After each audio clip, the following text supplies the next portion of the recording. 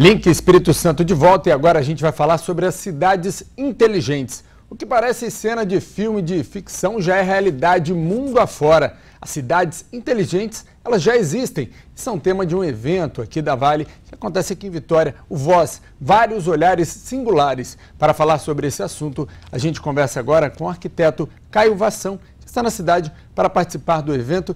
Caio, boa noite, muito bem-vindo aqui ao Link Espírito Santo. Muito obrigado. Explica para a gente um pouquinho desse conceito de cidade inteligente. O que é isso? A cidade inteligente, ela tem muitos aspectos diferentes, né? E não existe uma definição geral para que ela seja.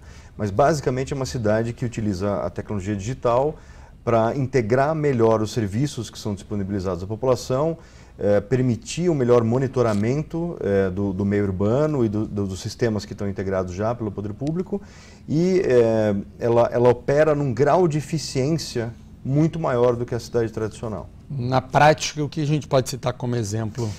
Tem muitos exemplos, na verdade. Praticamente todo e qualquer aspecto da vida urbana tende a ser profundamente alterado pelo uso da tecnologia digital, né? A gente falou aqui, brincou um pouquinho de cena de filme, de ficção, de carro automático. Isso tudo não é ficção mais. Não. Num extremo, a gente pode falar a respeito de aplicativos de mobilidade, por exemplo. Então, o Uber, o Cabify, 99 Táxis, são outros aplicativos. Eles permitem ter acesso à mobilidade como um serviço e não como uma posse do automóvel, por exemplo, né? Em algumas cidades como São Paulo, Rio de Janeiro, os próprios padrões de mobilidade e acesso a outros serviços estão sendo alterados por esses.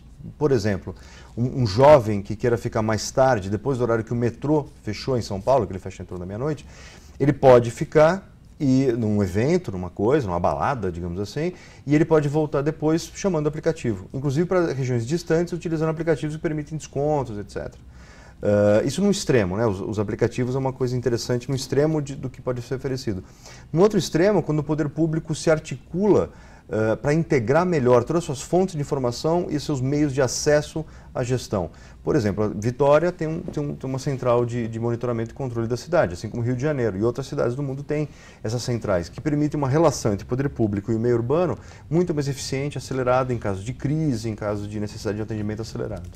Você falou desde um cidadão simples que precisa de um transporte para balada, até de um governo que precisa planejar. Tudo isso envolve uma cidade e para que isso dê certo é preciso que se conversem, né? Sim, perfeito.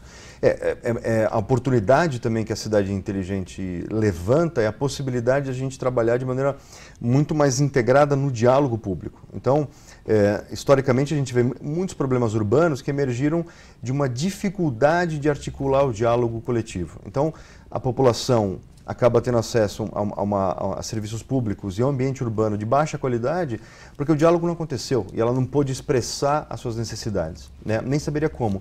E o poder público também não estava escutando ou não estava competentizado, não tinha competência para organizar o diálogo coletivo. Isso não é mais verdade. Hoje em dia existe uma série de técnicas.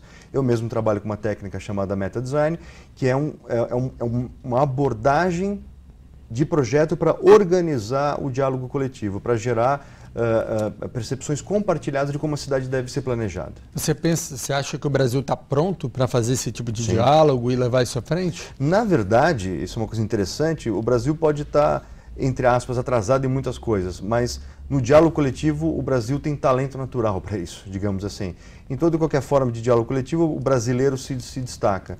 Então, na verdade, é uma oportunidade do Brasil mostrar para o mundo como fazer esse tipo de planejamento compartilhado, ou melhor, colaborativo da cidade. É importante que a sociedade se organize de maneira a construir demandas mais bem qualificadas para o poder público poder planejar a ação nas cidades. Está numa era digital, que a internet está em todos os lugares. Vitória é uma cidade que, pelo menos nos lugares mais movimentados, é possível acessar a internet pública. Como é que isso ajuda a transformar uma cidade em uma cidade moderna, em uma cidade que atenda esse conceito que a gente está falando aqui?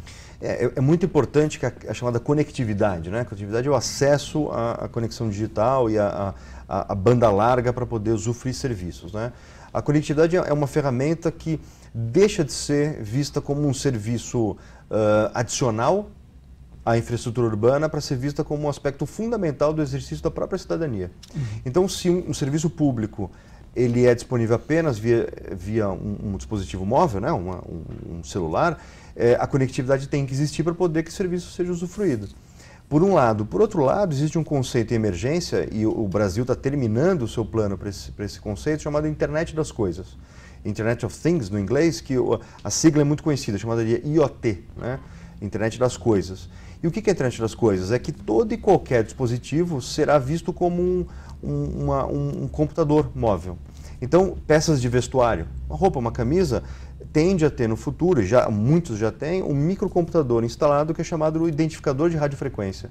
Ele permite controle de acesso, controle de patrimônio, informações sobre seus hábitos, assim como o celular lê todos os seus hábitos 24 horas por dia, batimento cardíaco, distância percorrida, tempo de permanência nos lugares.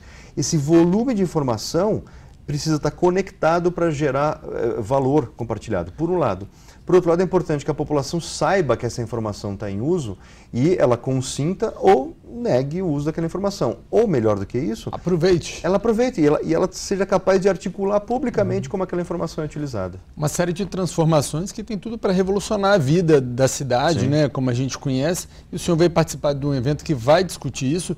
E uma das coisas que o senhor vai discutir lá é o conceito de cidade distribuída. Fala um pouquinho disso para a gente. Sim, a cidade distribuída é um aspecto mais fundamental, mais básico da cidade digital, né? Os sistemas distribuídos são sistemas que não têm centro. Eles operam como de forma orgânica, em que um elemento novo pode se articular, pode se desconectar com facilidade. A internet é um sistema distribuído, né? E existe uma tendência que as cidades, por se digitalizarem, comecem a operar como sistema distribuído. Significa o quê? Tradicionalmente a gente entende que cidades estão no centro ou na periferia do desenvolvimento mundial e a própria cidade, dentro dela, tem uma região central e uma região periférica. Na cidade distribuída, isso não faz mais sentido. O centro está em qualquer lugar. Então, nada impede que a próxima grande inovação mundial, que vai mudar a maneira que se gerencia cidades, surja da periferia de Vila Velha ou da periferia de Passo Fundo, no Rio Grande do Sul. Nada impede que isso aconteça. O interessante aí é perceber que a integração social e a maneira como a gente constrói a cidade a partir da interação entre as pessoas na sociedade é que torna esse aspecto mais importante da cidade. Entendi. O senhor participa daqui a pouquinho do evento aqui em Vitória, o Voz, Vários Olhares Singulares, que vai discutir tudo isso que a gente está falando aqui. Eu queria saber do senhor qual a importância. A gente falou aqui que a sociedade tem que discutir e é um evento que traz isso à mesa, é muito importante, né? Sim. Exatamente, eu acho que é uma iniciativa crucial da Vale do Rio Doce. Eu sou um dos convidados que está aqui discutindo essa questão, né, desses vários olhares sobre como fazer inovação, como desenvolver o futuro. Eu acho que é fundamental para que a sociedade civil comece a se preparar para as mudanças que são inevitáveis. Ou seja, como eu falei mais cedo, é muito importante fóruns para diálogo. Então, o Voz é um exemplo desses fóruns para se dialogar publicamente a respeito de oportunidades, de desafios e, muito importante, no futuro que a gente deseja. Para encerrar, a gente está falando aqui de uma cidade do amanhã, do futuro, mas esse amanhã aí que a gente está falando de carro automatizado, enfim, de revoluções, isso é quando que a gente pode botar uma data? É longe? Na verdade, não. É muito difícil falar uma data específica, mas certamente a gente pode esperar até o final dessa década que a gente está vendo carros que se conduzem automaticamente pela cidade. É importante que o público saiba que a parte mais barata do veículo autônomo, o tal do veículo que se autodirige, vai ser, por incrível que pareça, a parte que dirige ele. O chassi, o bloco do motor, vai continuar sendo a parte mais cara desse veículo. Isso é importante falar porque a gente só está vendo essa revolução por causa da tecnologia digital, porque ela tende a ser muito barata, muito, muito barata. E aí, à medida que ela fica barata, a gente descobre novos usos. E aí a velocidade com que esses usos acontecem, se tornam disponíveis, também se acelera. Então a gente pode ter muitas surpresas aí do que vem pela frente. Tá certo, é um tema muito interessante, é o futuro que está chegando, e eu agradeço muito sua presença aqui no Espírito Santo. Muito obrigado. Obrigado e boa noite. Bom, vamos para um rápido intervalo. Na volta tem o resultado da enquete e também os destaques do portal R Sim. Link Espírito Santo, sempre ligado em você.